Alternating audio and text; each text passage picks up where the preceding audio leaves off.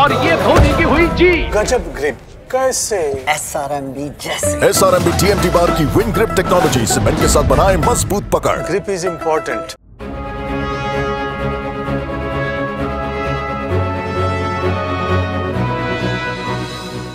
নমস্কার দর্শক বন্ধুরা, এশিয়া টাইম বাংলায় আপনাদের সকলকে স্বাগত। রয়েছে যুবভারতী ক্রীড়াঙ্গনে প্র্যাকটিস গ্রাউন্ডের সামনে এবং অনুশীলন শেষ হলো ইস্টবেঙ্গলের। আপনারা জানেন ইস্টবেঙ্গল প্রথম ম্যাচে বেঙ্গালুরু এফসির বিরুদ্ধে 1-0 গোলে পরাজিত হয়েছিল এবং তারপর তাদের লক্ষ্য অবশ্যই থাকবে এই ম্যাচটায় বেটার পারফর্ম করার। যে আসন্ন ম্যাচ রয়েছে কেরালা ব্লাস্টার্সের বিরুদ্ধে কোচিতে, তার জন্য বেটার পারফর্ম করে এবং তার জন্য কিন্তু যুবভারতী প্র্যাকটিস গ্রাউন্ডে ক্লোজ ডোর প্র্যাকটিস হলেও সমর্থকরা নির্দ্বিধায় সেটা দেখতে পারেন, যেটা হচ্ছে ব্যাপার। কিন্তু বিষয়টা হচ্ছে যে ইস্টবেঙ্গল শিবিরে দুশ্চিন্তার মেঘ কিন্তু ঘোরাঘুরি করছে।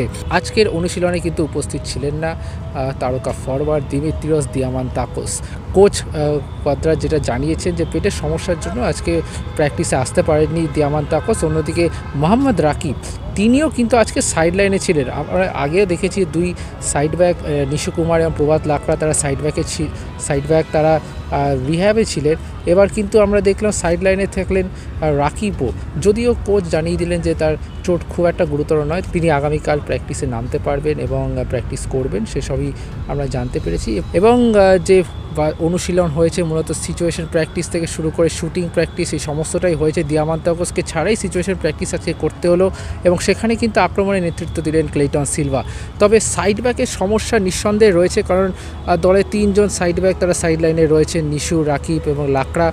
আর লালচুনুঙ্গা যাকে সাইড ব্যাক হিসেবে খেলানো হয়েছিল বেঙ্গালুরু ম্যাচে, তিনি লাল কার্ড দেখে বাইরে। সুতরাং সাইড ব্যাকে কাকে খেলানো হবে সেটা নিয়ে একটা দ্বন্দ্ব রয়েছে। আজকে সিচুয়েশন প্র্যাকটিসে আমরা দেখতে পেলাম যে জিকসন সিংকে ডিফেন্সে খেলানো হচ্ছে, যদিও মেন প্র্যাকটিসে কি হবে, মেন ম্যাচে কি হবে সেইটা অপেক্ষায় রয়েছি। জিকসনকে সত্যিই কি ডিফেন্সে খেলানো হবে কি না সেটা একটা অবশ্যই প্রশ্নের মধ্যে থাকবে।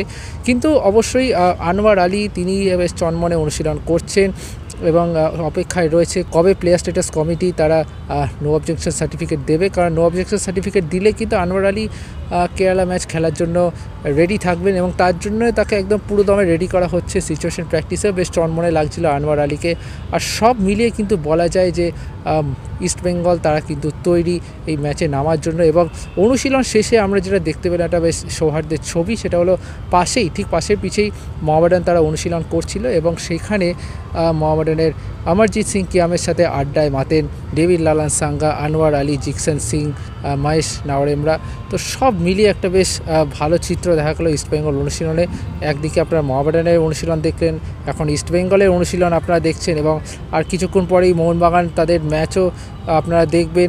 সব মিলিয়ে একটা যুবভারতী কিন্তু 3 প্রধানের ঘিরে হচ্ছে, সেটা কিন্তু বলাই যায়।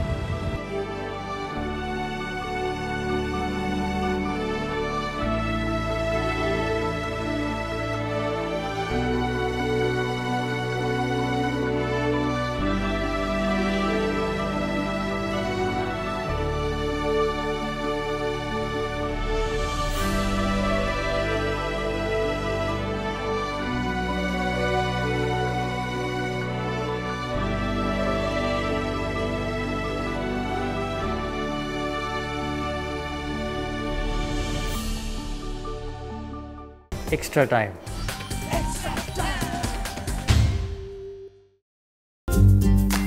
লেটেস্ট নিউজ আর এক্সক্লুসিভ ভিডিওর সঙ্গে আপডেট থাকতে এখনই সাবস্ক্রাইব করুন আমাদের ইউটিউব চ্যানেল। বেল আইকনে ক্লিক করতে ভুলবেন না যেন।